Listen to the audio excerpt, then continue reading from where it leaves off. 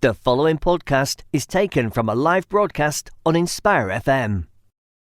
يا هلا يا هلا يا هلا يا هلا يا هلا. Assalamu alaikum everyone and welcome to Sister Speak. You're here with me, Farin, and we also have Aliyah. Assalamu alaikum, Aliyah. How are you doing today? Walaikum salam. Doing good. How are you? I'm doing okay. It's a bit hot today. Please note this is a pre-record, so you won't be able to chat with us live, but we do have an Instagram where you can send us any thoughts. It's at Sister Speak. We also have Twitter and just on the Facebook Inspire FM. You can also just send us any comments. Before we get started, Aliyah, would you like to tell us what Sister Speak is about, please? Our show is a platform for Muslim girls to voice their own opinions on current events and issues and form discussions on general topics such as religion, culture, politics, social media, and so forth. Yep, thank you. So again, I'm going to reiterate that. Please note of opinions and views are our own. So yeah, I think that's it for the introduction of the show. So before we get started with our main topic, which is small changes, big impacts, Aliyah chose this topic, so she'll delve into it in the second half on to why you chose that topic. We'll do that in the second half. For now, we are going to do our section called Thought of the Week, which is we just share some random anecdote or some random just thought that you had. So Aliyah, would you like to share your Thought of the Week, please? My thought of the week is definitely looking at sort of the small things you have, being grateful for it, 100%. I feel like university is ending. We're all getting a lot of free time. I think it's more being grateful for the free time that you have, because a lot of us are working constantly, and kind of utilizing that time and making it, worth sort of your time. Yeah, worth it, making it worth. Yeah, I think I was talking with Aliyah before we came, and we were like, "Oh my God, it's so hot! Like no one has the energy to do anything because of how hot it is outside." And I'm in such a bad mood with my family and everything, so there's nothing that we can do. But dude, I definitely do agree with Aliyah, and I think making time for your own and making time for your friends, and just I think reflection. I think just reflect on your day, basically on your actions. Even though we're all just sitting at home, just really bored, but I do agree with you. And for anyone out there that's just sitting at home, you can utilize your time, get a summer job, even though it's so hard in this market right now. I've been looking for a job for so long, still can't find it. Anything you want to add? Yeah, I definitely want to add on to that. I mean, we spoke about this on our last show about kind of looking for things to do in your own time, even little things like learning a language or like adopting a new skill. But I think it's something that has to constantly be on your mind. Like it's a thought that you constantly have to remind yourself of. Oh, you should be learning something. Seek knowledge. I feel like even thinking about it makes you feel like a chore. That's why we all get so lazy 100%. About it and not do it. But that's like we live in a society now where we're also brainwashed by our devices, and it's so normalized to be doing nothing. When like in reality, I feel like the more you do nothing, although it's like it can be good in terms of reflecting on your own actions and finding your own space and just sort of making peace with yourself in the moment. But when you're constantly physically doing nothing and you're just unmotivated and you're just doing nothing, I feel like it's quite a toxic space. Yeah, and kind of building up on that, when you are doing nothing and you're sort of creating that toxic environment for yourself, you have to sort of I feel like back in the day, it wasn't normal for us to be doing nothing. Maybe, right? Maybe that's why we were like, mental health is on the decline. Probably. I have no idea, but I remember when I was young, obviously, I never saw my dad doing it like nothing. I always saw him doing something. And it's something that he's always tells me to do, like when we're sitting down and just like looking at a TV show or something. It's such a dad thing to do, but he's always like, what are you learning from this? Why oh my god. Take something. And so he put like nature documentaries and stuff like They'd that. Pause it and say, what have you learned from this little segment of the show? Exactly. And it's like for us it's entertainment. For them it's just like brain. Yeah, and you know what my dad does this all the time, even if it's especially Disney films. Oh my goodness. My dad and Disney films. We'd watch it and he'd stop it and he'd say, what sort of things do you think they're teaching you, or they're teaching your generation, or what sort of trauma do you think they're instilling in you? It was absolutely crazy. I have never watched a Disney film the same way since watching one with my dad. I don't know why they just make it so dramatic. I think maybe in their time I never saw my dad watching a movie and actually enjoying the movie. Literally. So it's just something about I don't know, them just not finding the same thing that is normal, right? Yeah. They're not gonna find the same things entertaining, but this is so funny. I think it's good though. I think I'd definitely do the same thing with my children. You have to bring them aware of the fact that this is what people are brainwashing you into. Yeah, but you know what? I feel like this generation, like of our parents and stuff, they didn't rely on their phone as much. If we relied, like our generation, we rely on our phone this much. Imagine the next one, like our children and their children. Like it's gonna be such a, I don't know. The Hunger Games in real life. No, but literally, like everyone's gonna have phones. AI. Everyone's gonna know about everything, every trend and everything. Like our parents don't know that. And like literally, you know how they like my dad talks about all the time, like how if you wanted to learn something, you had to go to the library or you had to go somewhere, or, just to find a book or you to find a teacher just to learn that specific thing. We have everything literally in our hands, in our pockets. Just so much information is just there already, and I feel like that's so scary. Yeah, because there's so much misinformation, wrong information, and it's just like, I think it's such a scary thought to have so much, because they say knowledge is power, to have so much knowledge just at the expense of your fingertips, to have so much useless knowledge and not actually have the knowledge that you need. For example, but now I know that, I don't know, fresh coffee is a good microbiome. This is definitely what I need in my life. You don't understand that a lot of the information that they're feeding you on social media is actually false. Like you don't know that. We don't know that. Yeah, you don't know. I remember when I was young, my dad used to teach me how to like look for phone numbers in one of those phone book things. Oh yeah. So just knowing about these things for us is good, but I don't know if the next generation will my brother doesn't know about it, for example. I don't think my sister's ever seen a landline phone. Like the chunky ones. Yeah. Oh my god. Okay, are you done with the thought of the week? Done with that. What's your thought of the week, Farin? Thank you, Aliyah. My thought of the week. I don't know. I recently been to a lot of lectures this past no way. weeks. Yeah. That's so crazy. It's so crazy, isn't it? I've been to a lot of lectures this past 2 weeks. Why was I not invited? They were in London. Next time I'll take you, don't worry. Alright, thanks. They were in I just went to a lot of lectures, and one of the things that stuck with me, I don't know why, and I literally wrote it down so I can say it on the radio show, was that it's not that I don't know how to say, like, reflective. I don't know, but basically what he said was that every single bad thing that you do to other people is gonna come back to you, and every single good thing that you do to people. Oh my god, I love that. It is so true. Like every single good thing that you do to other people is gonna come back to you as good, because basically Allah's watching what you're doing. So you're doing that good deed for what? For the sake of God. So God's gonna give you that back. And it's the same way when you're doing something bad to other people, right? Yeah, literally. I can totally expand on that idea. And I say, I actually say this to like my siblings all the time. And it's when you do good to other people, people will do good for you in a different way than you expect it. And it might not come from the same person, but it will come from someone somewhere. And if you do something bad, it will come back to you, no matter like who, what, when, or why. And I feel like when something bad does happen, you have to recollect your sort of memories and think, where did I do something wrong that this could have been like, that is reflecting back on me. Yeah, so important. It's so true. Like, for example, well, he did this. He said this with a really long story behind it that I'm not gonna say because it's gonna take us ages. But it just makes you think a lot of every single action that you do is gonna come back to you. It doesn't matter who you're doing it for. I think that actually sounds quite selfish, honestly. Like, what goes around comes around, but it's gonna come back to me.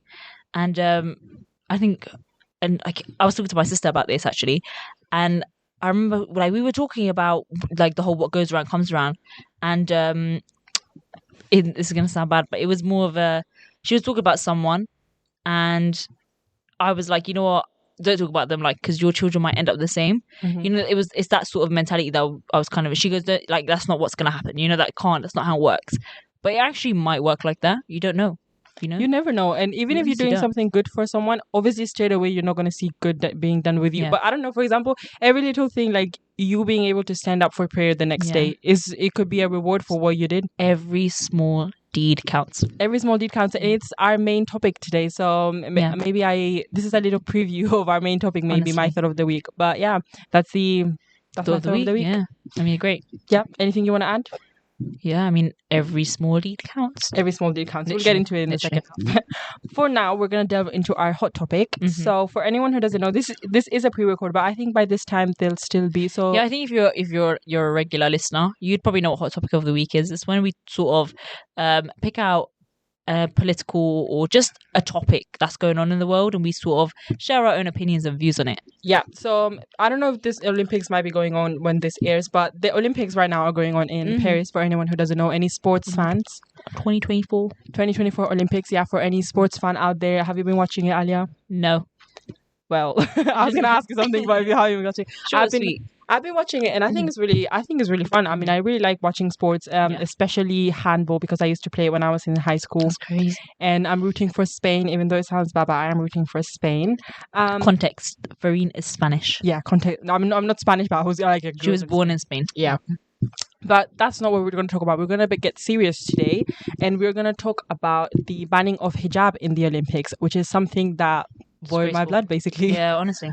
So I'm just going to read it just for context for anyone out there. So the French minister justified the hijab. Oh, but this is, by the way, this is Al Jazeera website. So they justified the hijab ban by saying that the government was opposed to the display of religious symbols during the world's biggest athletic event. There's a lot of French athletes that are still subject to the rules of their sports federation, and they are not allowed to wear hijabs during the games. It also said that Muslims make up nearly 10% of the population in France, and that human rights experts say that the hijab ban is part of a trend of policymakers trying to weaponize France. So there's a lot of laws going on in France right now that they ban the headscarf and the abaya and long sleeve robe in public schools, and this happened in 2004 and in 2023 respectively. So any thoughts on this, Aliyah? It's not very respectful actually. It's quite horrifying. And I feel like it's so important to kind of remind our sisters, especially, that are struggling with hijab, that, it's such a privilege to be able to live in an area where you can where you can wear the hijab and, obey God's command with no sort of discrimination or no sort of, pressure, especially where we live in Luton, and even some surrounding areas where it is where there is a large Muslim community. Everybody here is so privileged that they have that opportunity to wear hijab and niqab and abayas and everything, and I think it's so important to remind ourselves that Allah's granted it to us just to be so easy. Obviously, I'll be honest with our listeners, I don't watch sports. I don't really know anything about the Olympics other than they have a torch and it happens every 4 years in a random country of their choice. But I feel like one thing I do know is that this the Olympics literally stemmed from a Greek, I think was it a Greek tradition? It's a Greek tradition, and I honestly have no sort of. I just feel like it doesn't make any sense. Just we're wearing the hijab. There's no connotation between sports and hijab. Literally, pretty much everyone looks the same. We can exercise the same. We can we're on radio even though we're wearing there's nothing about it that is gonna prevent anyone or I don't know how to say I don't know promote hate. Nothing of that sort is gonna happen, and the fact that and for us there's no representation in the Olympics. There's no hijabis. I don't even know if there's any hijabis. And I think especially obviously there's no hijab. From what I know, that you don't really tend to see a lot of publicity around. I'm talking about Western publicity, sort of BBC, Sky News, and all these typical news. You don't really see hijabi athletes on the media. They don't have that same publicity as sort of Serena Williams and Tom Daley. If you're gonna be inclusive, you have to be inclusive to everybody. Yeah, exactly. So I don't. It doesn't really. When I saw the news, I was like, oh my god, what is going on? We play badminton, you play netball. It's not preventing us from anything, is it? No, it definitely isn't. And I think if I was to face discrimination within the netball tournament that I'm playing in purely due to my hijab, I don't know how I would feel, honestly. I'd feel really sort of not even bad about myself. I'd feel just I mean, you know what? Hate causes hate. Hate causes hate.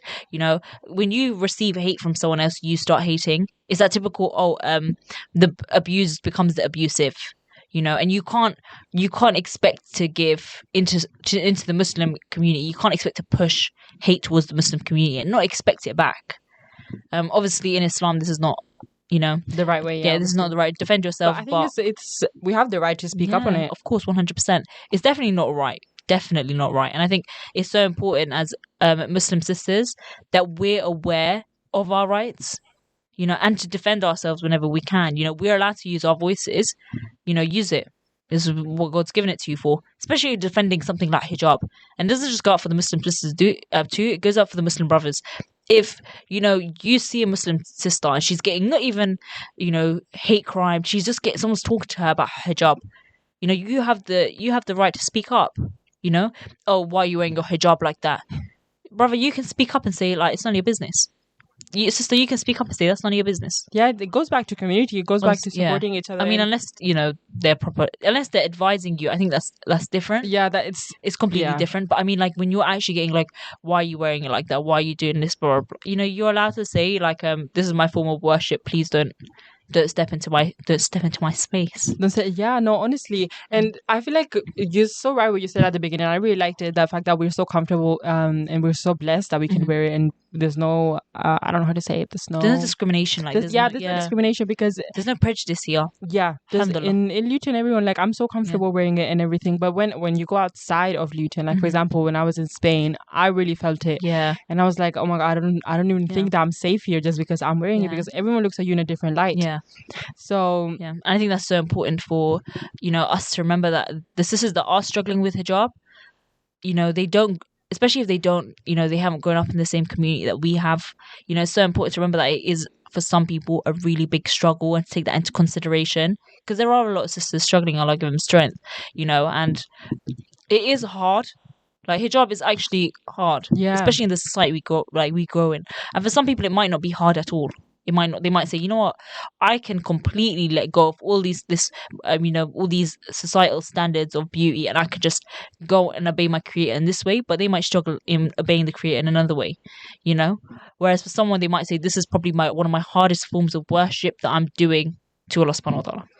Yeah, and I think we've you think that we've developed so much as a society, and that the world is okay, and there's religious tolerance everywhere, and that we're okay accepting everyone and stuff like that. And then this kind of things happen, and you don't see anyone speaking out about it. It's not the case. It isn't. It's not the case. Yeah, I haven't seen any TikToks or anything like that where they're like saying, oh, the only thing I saw was through the Al Jazeera website, and I think there's no much light.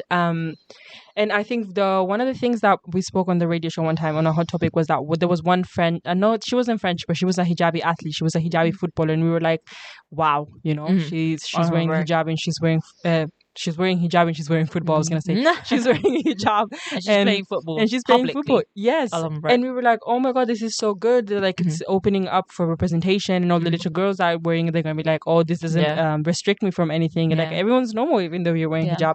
And now this happens, and we go back down into that whole of, we go back to the beginning. Yeah, we go back to the beginning. Now we need someone else to represent us and stuff like that. Like, it's kind of annoying. It's quite crazy though. Like, I feel like, and I had this conversation with one of the nurses I had a placement with, is sometimes you feel so ostracized, like you feel like you're not human in a way. Like, you don't feel like you're the same sort of person. Like, they kind of, people look at you as if you can't get along because you're so different, when in reality you're really not different at all. Like, I will look at you and think, let's talk about what you're talking about. Let's talk about kids and whatever.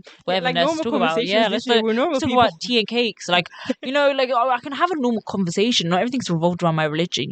Every single time I felt like I had a placement, and every single time I felt like I spoke, I just felt I just felt judged. It was really weird. And obviously in Luton you don't have that experience. You really don't. And I think in that moment I kind of thought, I want to blend in. Like, I want to make this work. I want to make this job so much more easier. I just want to get through it. And I think that was definitely a big test for me, 100%. Because I think because I'm older now, and a lot of my life is now revolved around professionalism and all of that stuff. Because we're getting older now.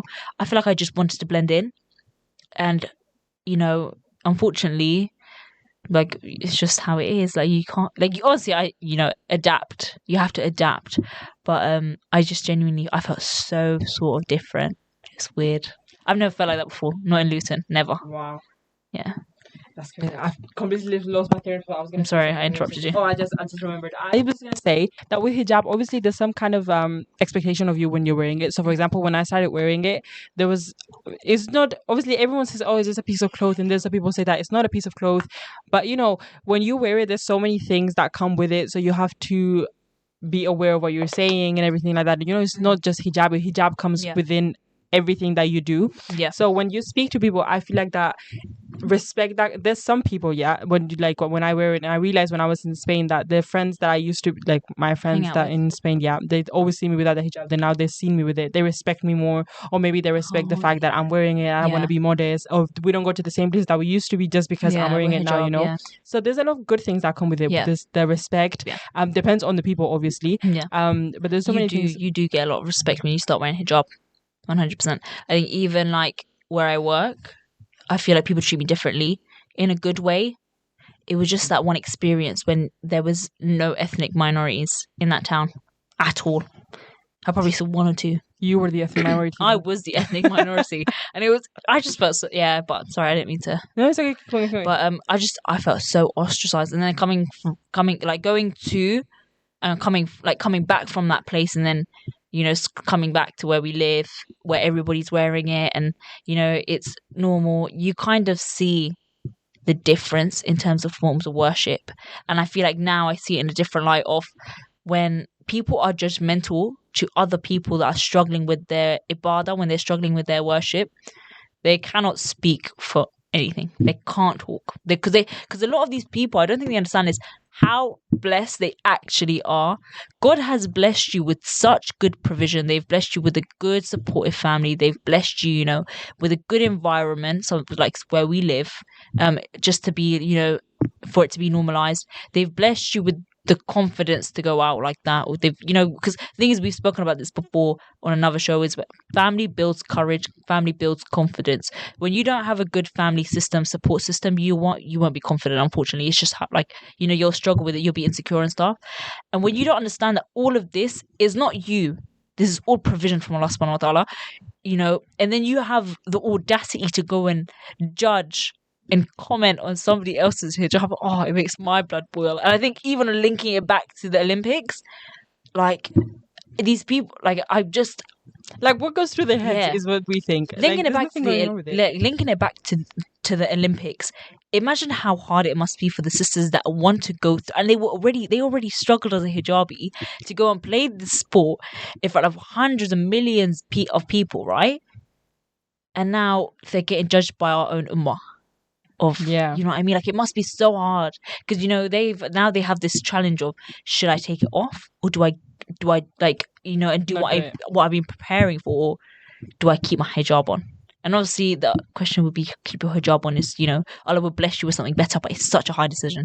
It is, and I think of people that wear it, they can only speak on it. And I think it's so true. I think sometimes with the Muslim community, we tend to judge so much, and instead of supporting each other, and you can see it on social media, like every single little thing that someone does, instead of supporting that person, everyone just goes and attacks them, and this is obviously not a good thing to do. And even if you don't want to support them or you don't agree with their views, you don't have to say anything. That you could just stay quiet. And we talked about this in the last radio show. Minding your business and being quiet is such a skill. Minding your business, mind your ibadah, mind your. And I do think that hijab is a journey, and I've seen a lot of comments saying that it isn't. But well, do you think it isn't? No, of course I think it is. 100%. I think Islam is a journey. Finding like your way through dunya is a journey. I think that. A lot of people, I've heard that Islam hijab isn't a journey, it's a obligation from Allah subhanahu wa ta'ala. It is, like, every single obligation. Every single obligation that you have to commit to Allah subhanahu wa ta'ala, whether it's zakat, whether it's 5 prayers, whether it's hajj, every single one of them for a lot of us is a journey, especially in today's society. Maybe a lot of us didn't come from practicing families, it's the same people that say, look at the state of the ummah today, and then they want to sort of talk about how it's not a journey. You can't expect someone to go from 0 to 100 in a second, but it's not a journey because you can't go from not wearing hijab to half wearing it, then to wearing it completely. That's not how it works. You should go from not wearing it to wearing it completely. It's not as easy as you think. When you're doing it yourself, like I've been through this, and I think we all have been through this with the hijab and everything like that. When you do it yourself, that's when you realize why other people are like doing it like that. So it's completely normal. And I think the thing is, when you're doing it, when you're not getting judged and we're just getting like support from the community. Like I used to get so much support from my family. Yeah. That's what made me wear it and go ahead with the decision. So it's just about your support system, and everyone that's around you, like your friends and your family. Exactly. Also, like in terms of having that good support system, you might, even if you do have the good support system, it might just be your nafs.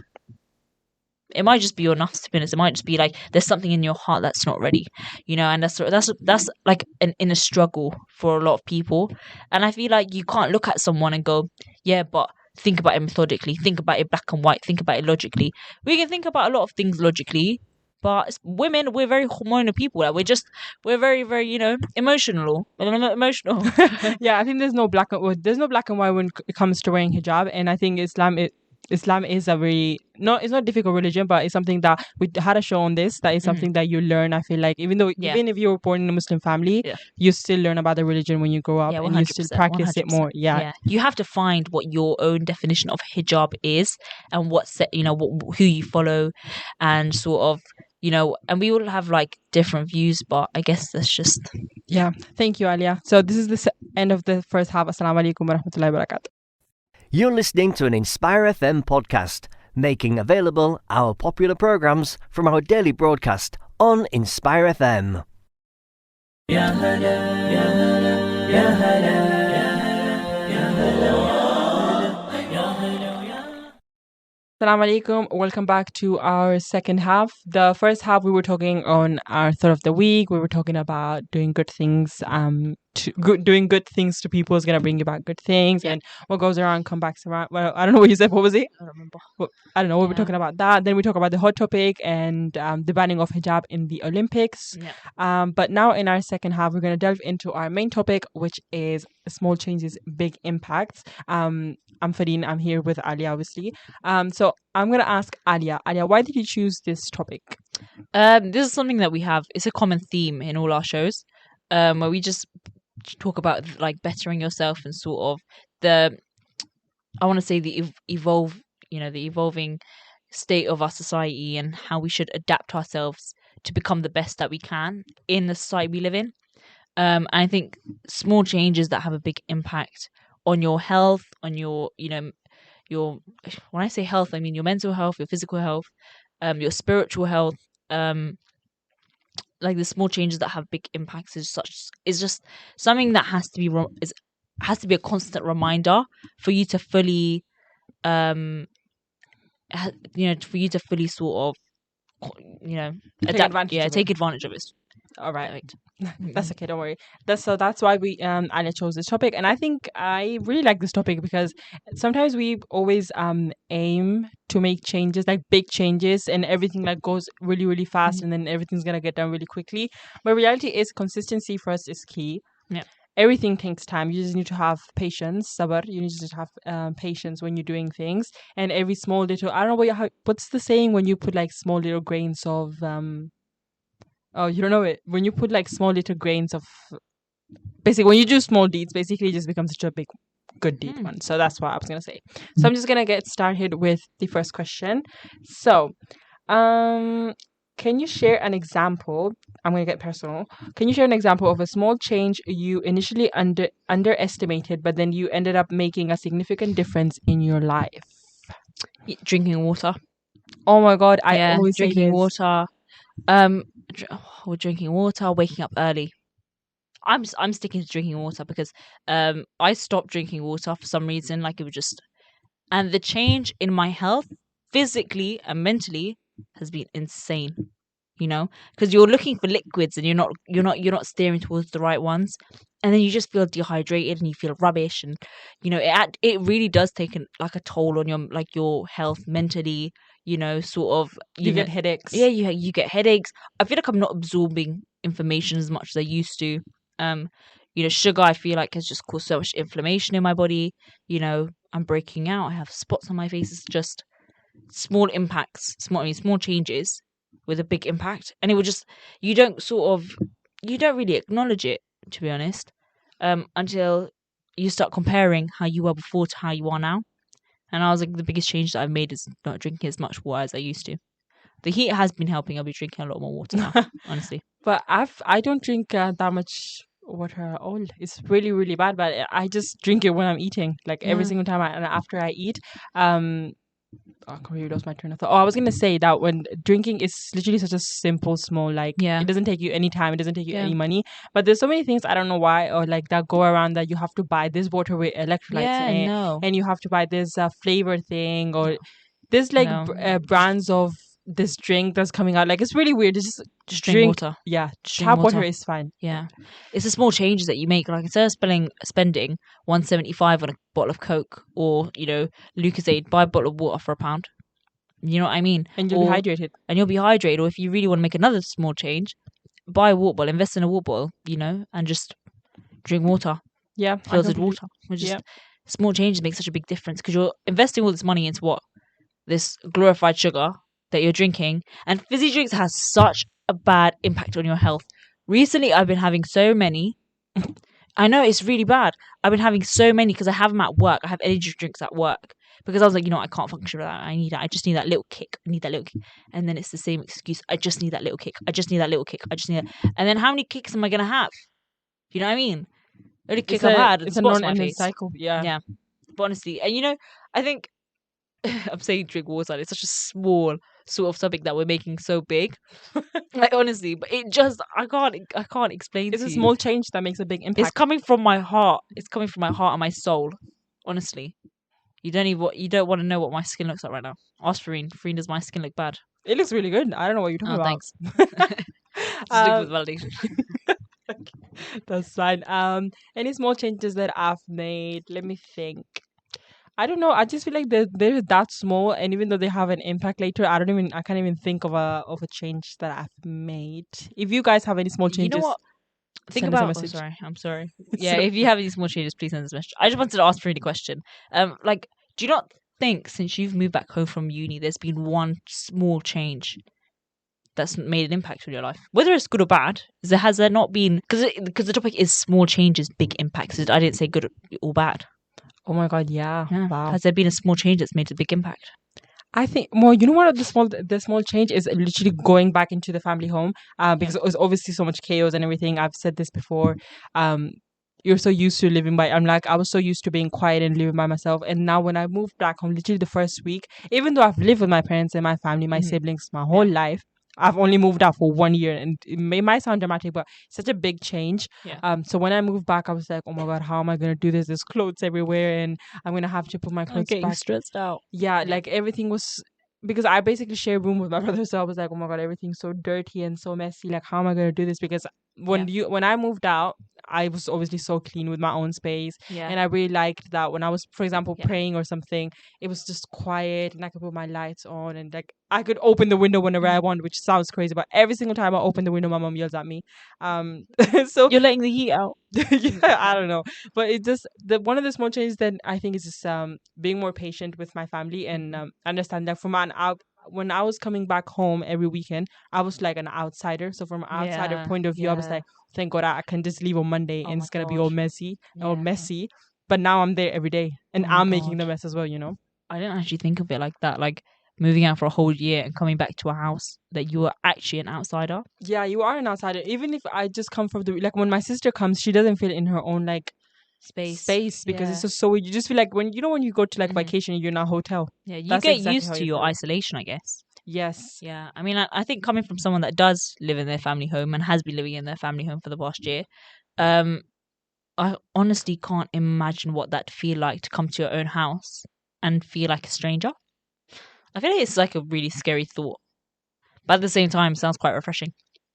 Yeah, no, honestly, I love that year out because I'm always such a family person, I'm always with my family doing you are. stuff, and I'm always like, if everyone's in the living room, I have FOMO, I have to be there, and I have to, I have to make conversation, everything like that.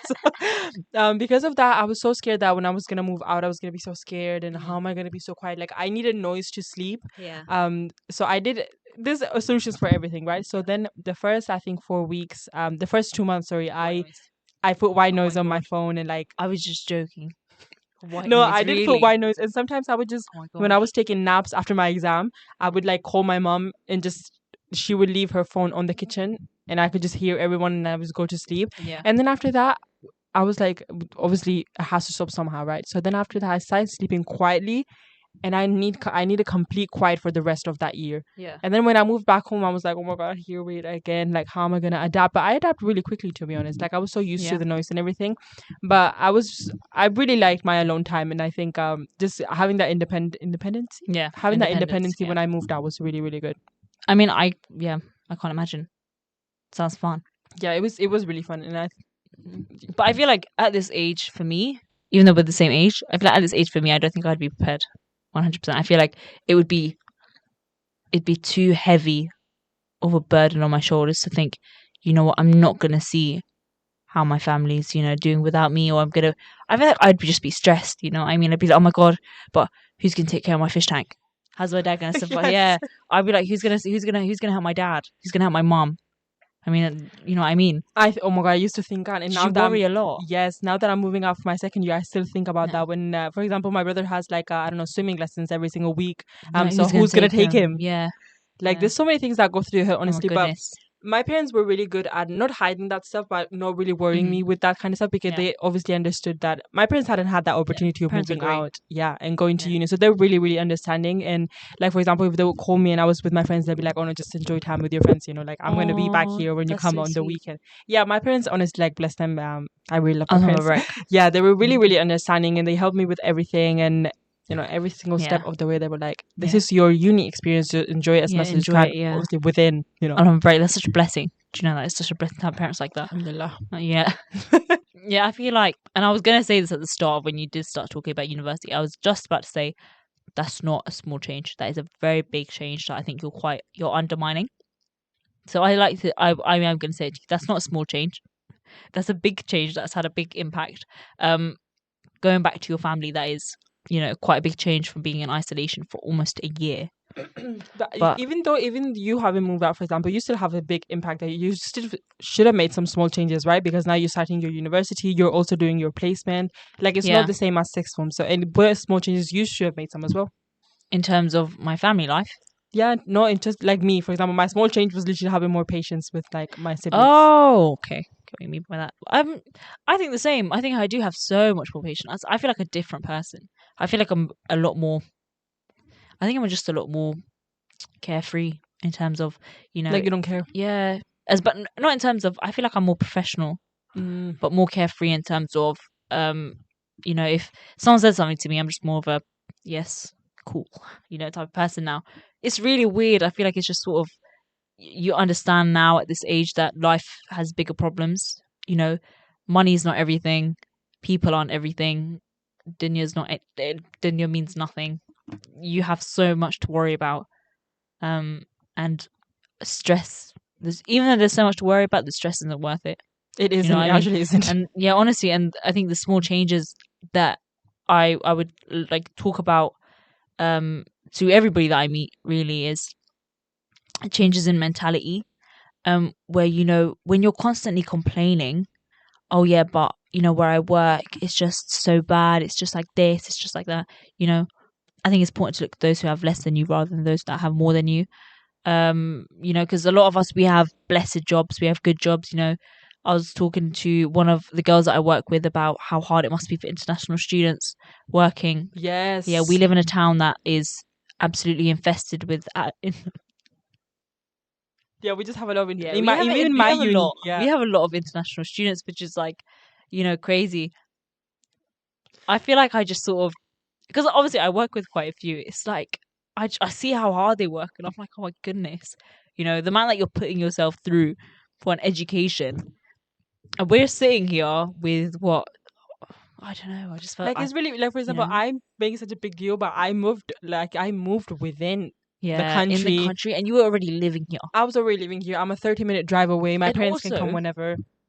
And also, if you really wanted to, Farine, which I would not advise you to, is you could just go back home whenever. You could have just gone back home. You have a home to go back to. Yes. Imagine moving away to a different country away from all your family and living alone. Like I know a lot of people glorify traveling and stuff, but for some people that's not the life that they want to live.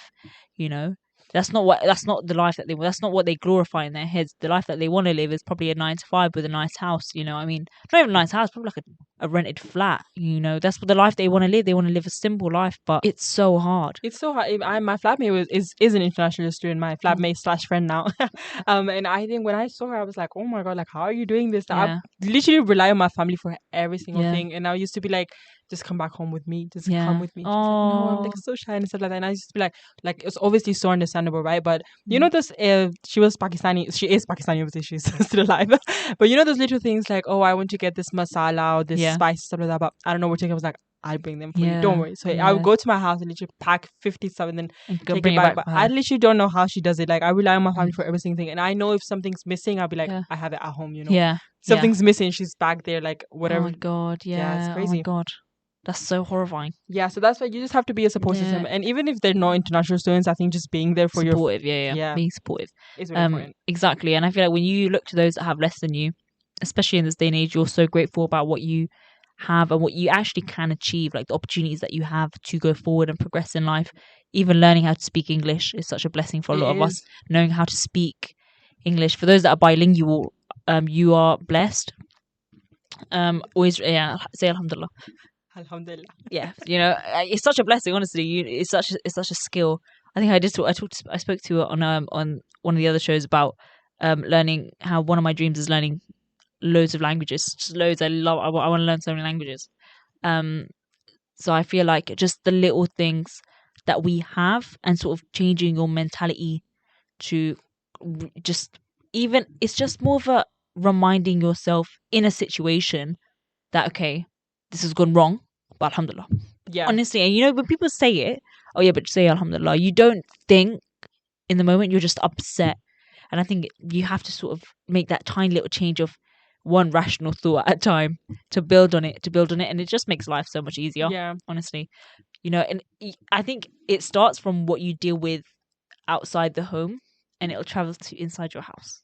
You know, so you'll be outside the house, and someone will say something to you, and you'll be, you know what, alhamdulillah, you know, at least I'm allowed to go outside. At least I can breathe the air. At least I can, you know, I can talk back, but I won't, alhamdulillah. And then you go home, and one of your family members will annoy you, and you've adopted this mentality, and you've adopted this way of thinking of, you know, at least I have a sister, alhamdulillah. Yeah. At least she's alive, alhamdulillah. At least she's in good health, alhamdulillah. It's so weird. You know, everything that you're describing is literally just small changes in mentality that have a big impact. And it's so hard. It's so hard to start somewhere. But I think we speak about awareness, self-awareness. And I've noticed, like with all the people I'm talking to, is a lot of people, they don't want to better themselves, which is a weird trend that I'm seeing lately in terms of the people that I'm talking to. And I sort of kind of asked them why, and they're like, but why do I need to? There's always room for improvement. Yeah, and it's such a silly mentality, because I think one thing that you have to kind of like that I will explain to you is, you're not here to live a hard life. You're here to live a life that will get you to the akhirah. Whether that's easy or whether that's hard, it doesn't matter, because this isn't the life that you're living. You're living the whatever life you're living to get to the akhirah.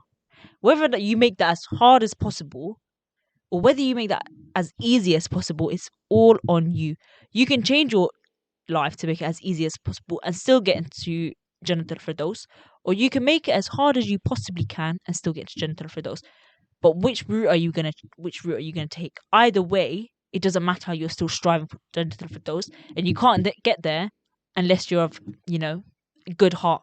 Yeah, good mind. It's really hard though. Like when we it say is like really, this, I know we're simplifying it, but it's so hard to strive. Yeah, like so hard to strive. When you actually think about it, like for example, when I do stuff, the last thing I'm thinking about is that. Yeah, you know, I'm just doing stuff for as the I sake said, of doing it's the little change that you make to your mentality of.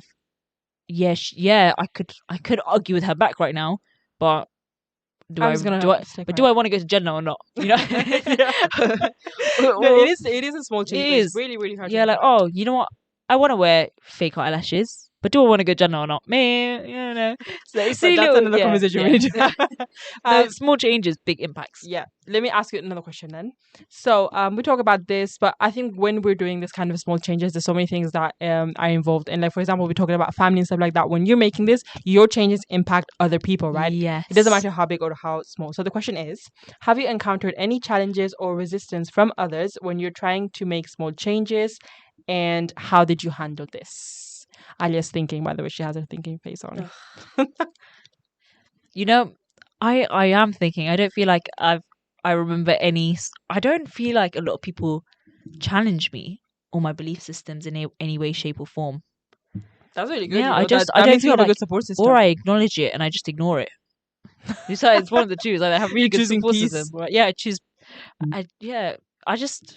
You know what? I'm saying that I do have a really good support system, and you do get judgment. I wouldn't say it's sort of I don't really get confrontation about, yeah, but why are you making this change? I don't think that's something but you do get judgment 100% of, oh yeah, but you know, why are you wearing that for? You know, and you'll always get it, you know. And I mean, how do you deal with it? I think, as I said, it starts outside the home, crawls inside of just that simple, what that one tiny rational thought of, is it really worth it? You know, and you have to sort of just, into your mind, out of nowhere, you have to pull it from the sky. Is it really worth it? No. Is it really, you know, because you can judge, and I'm judgmental too. I mean, where is like, and I think another thing is, in terms of what I'm saying now, is, as I said, judgment wise, is how do you think they feel and why are they making this judgment towards you? Sort of reflect on it afterwards, you know, because there's going to be 100 million things that you can say to them back, but why are they saying what they said? Do you know what I mean? Is it stemming from a place of insecurity? Is it stemming from a place of just pure judgment? You know, what is it saying about them that they're saying to you? What is it saying about them? Yeah, I think that's just sort of one of the things that has helped me sort of deal with that judgment and that confrontation of people that I know judging me, whether I'm doing something wrong or whether I'm doing something good. Are they doing it from a good place? Are they doing it from a bad place? How are they feeling in the moment? And how does it reflect on me?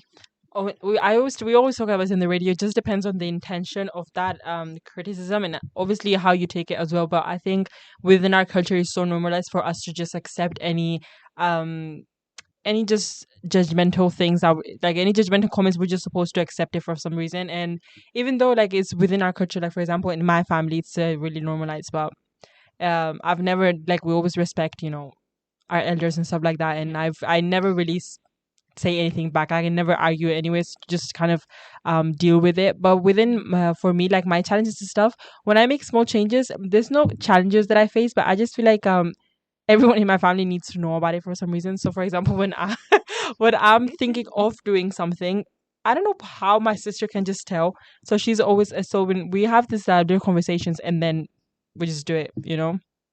So if I have something to like do, and then I'll talk about it with my sister, and then I'll get her opinion on it, and then I'll start doing it. Yeah. You know. So for example, when I was moving out to you, I was like, should I actually move out? Can I just go by train? She was like, why would you go by train? I'm in the same unit, stuff like that. Like there's so many things involved. I don't know why when I make my such small changes that my dad's involved, my mom's involved. But that's what family is for. Yeah. Don't underestimate the people around you and the support that they give you, man. That's what family is for. Honestly, like, I think I was talking to my uncle, because he was helping me out. He was dropping me off to one of my placements because my dad was in the country at the time.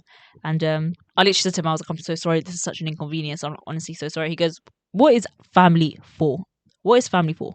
You know, I mean, utilize them. Take advantage of them. Well, okay, don't take advantage of them. I take that back. I revoke the statement. I mean, just like, but you know, take advantage of the fact that you do have a good support system, or that you have someone. And for those that don't have anybody, reach out. You know, you have 8 billion people in the world. You have 2 billion people in your ummah.